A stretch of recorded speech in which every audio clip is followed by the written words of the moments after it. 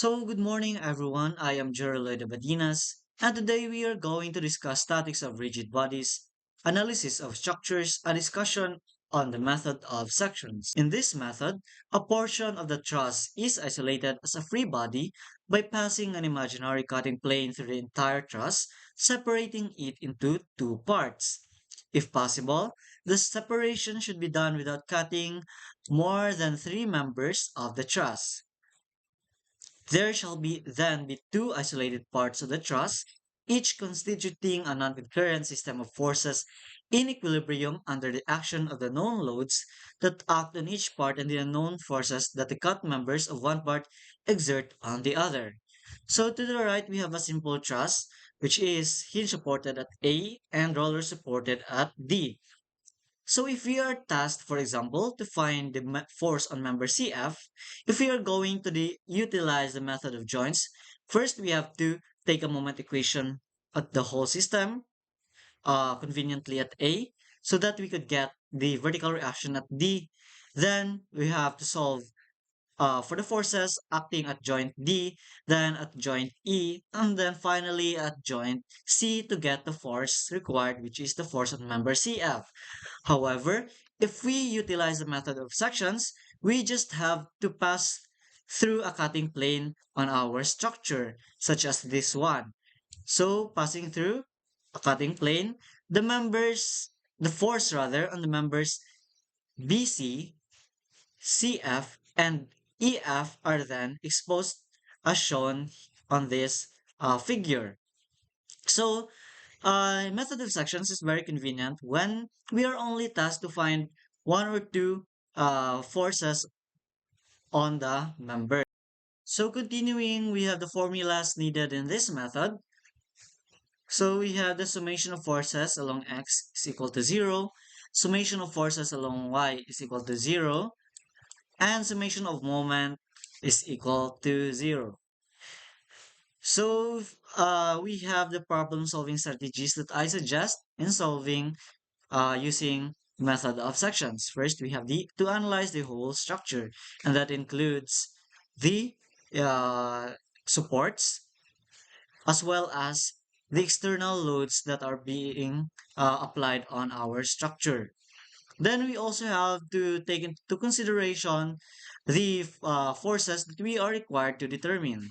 Then second, make a free body diagram on the whole system that shows the external forces applied on it, including the reactions of the support. So as I have stated, we have to make an FBD. So utilizing the figure on the left side of the screen, we have to put the reactions along our support. So at A, we have a hinge. So that means we have two reactions, namely the horizontal and vertical reaction. Meanwhile, at D, we only have one vertical reaction because we only have a roller as a support. Next, in usual cases, a moment equation is taken on the whole system in order to determine the reaction on one of these supports.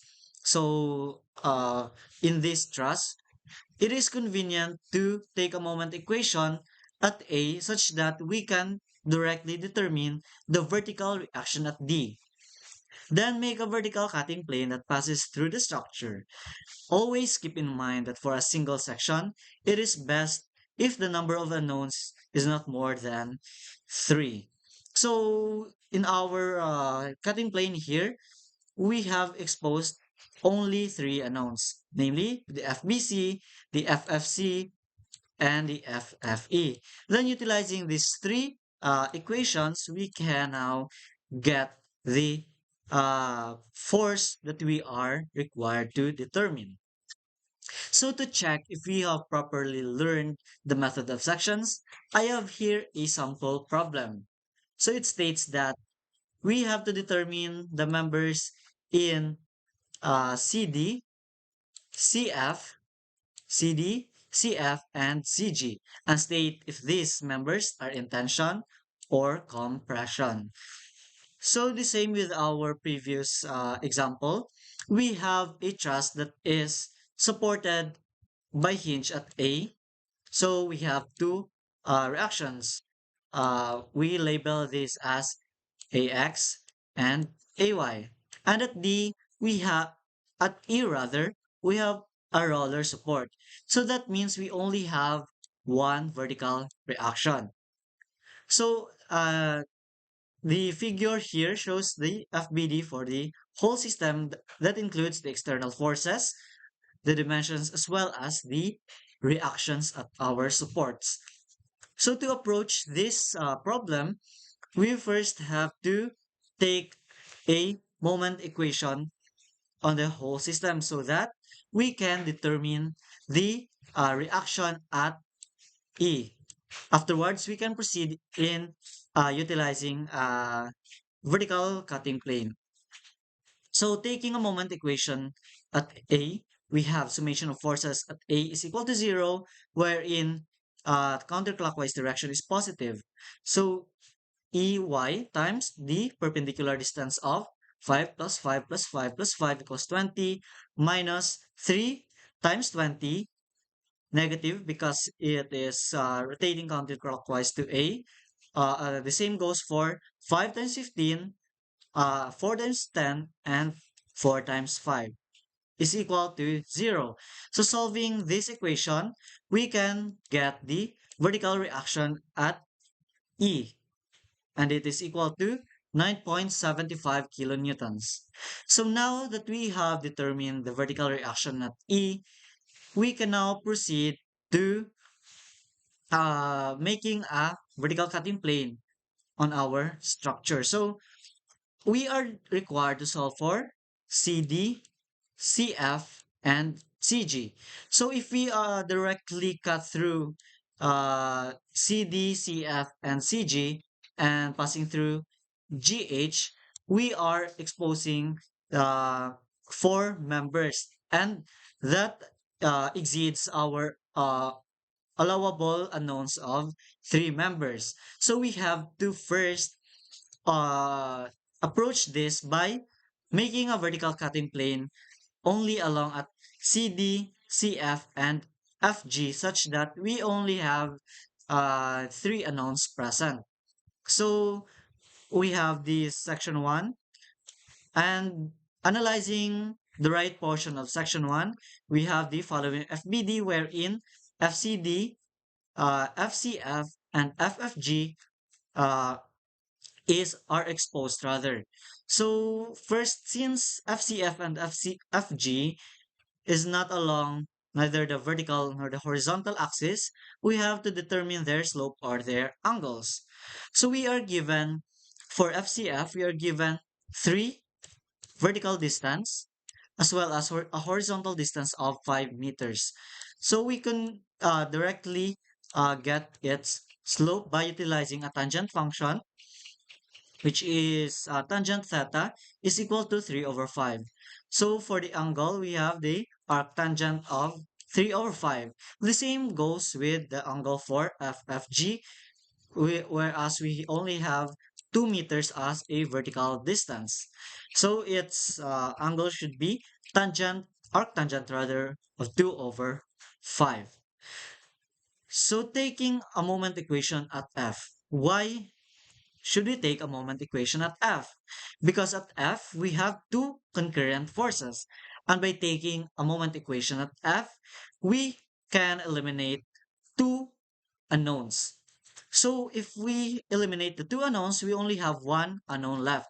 So that we can now directly solve for the unknown, which is the FCD. So taking moment equation at F, wherein we take the counterclockwise direction as the positive, we have 9.75 times the perpendicular distance rather of 5 plus FCD, counterclockwise direction, times the perpendicular distance of 3 minus 3 times 5 is equal to 0. So we now have FCD, which is equal to negative 11.25 kilonewtons. So the result is negative. But this only tells us that our assumed direction is opposite to what is the direction of FCD. So instead of FCD being in tension, FCD is in compression. So FCD is equal to 11.25 kilonewton in compression. Next, we only need to solve for FCF as well as FFG. So the obvious method should be utilizing the two unknowns, two equations.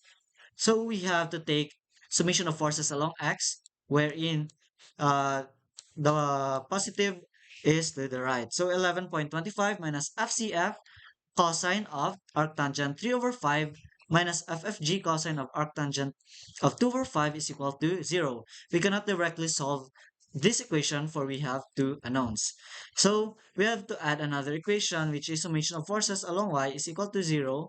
Positive direction is upward. So 9.75 plus FCF sine of arctangent 3 over 5 minus FFG sine of arctangent 2 over 5 minus the two, we should not forget this, the two external loads applied, which is negative 5 kilonewton minus 3 kilonewton. It is equal to 0. So now that we have two equations, we can solve for the two unknowns. So solving simultaneously, we get FCF is equal to 3.21 kilonewton in tension. So we have assumed its direction right. So FFG is equal to 9.15 kilonewton in tension. So we only we are only required for FCF. Thus, we can FFG is only a bonus.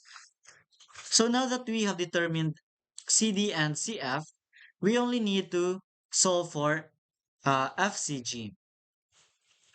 So continuing, we can now cut through CD, CF, CG, and GH rather, as our second section. So here is our second section.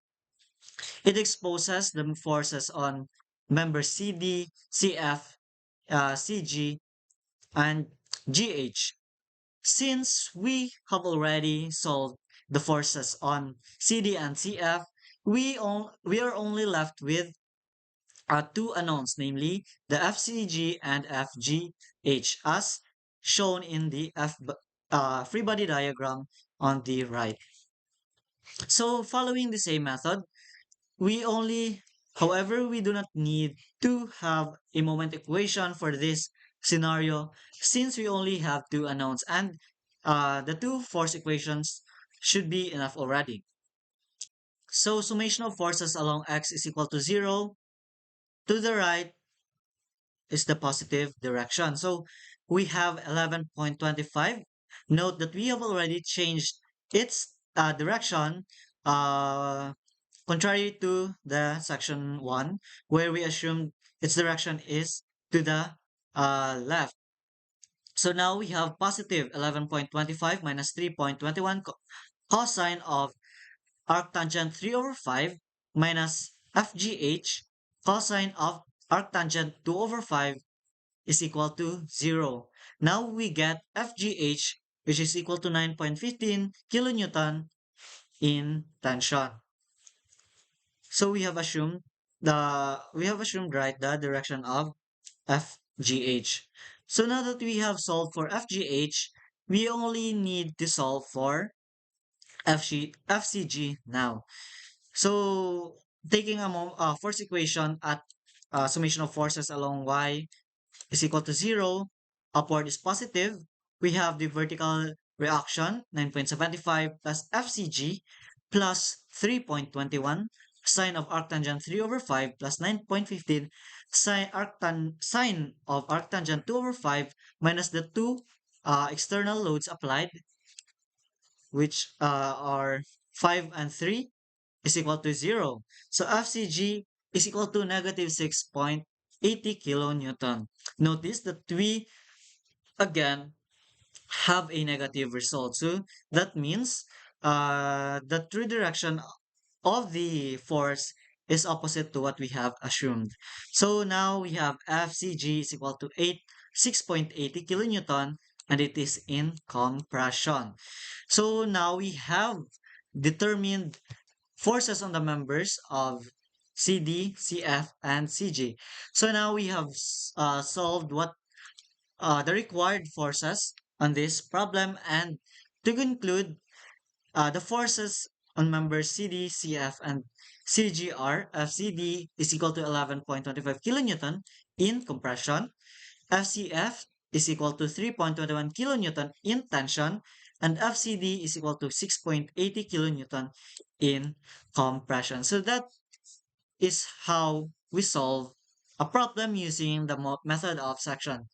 So you may have noticed by now that if we utilize method of joints in this problem, we first have to determine the reaction at E, then solving for the forces acting at joint E, afterwards at joint D, then at joint F.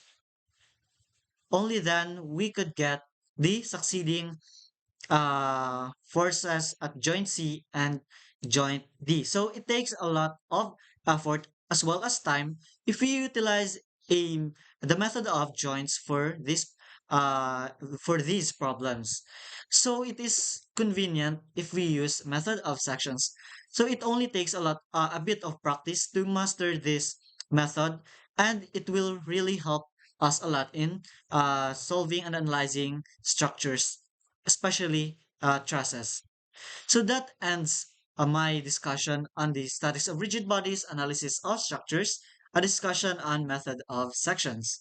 So thank you so much for watching. And once again, I am Jerry Lloyd Abedinas, and I hope you have learned a lot from me today.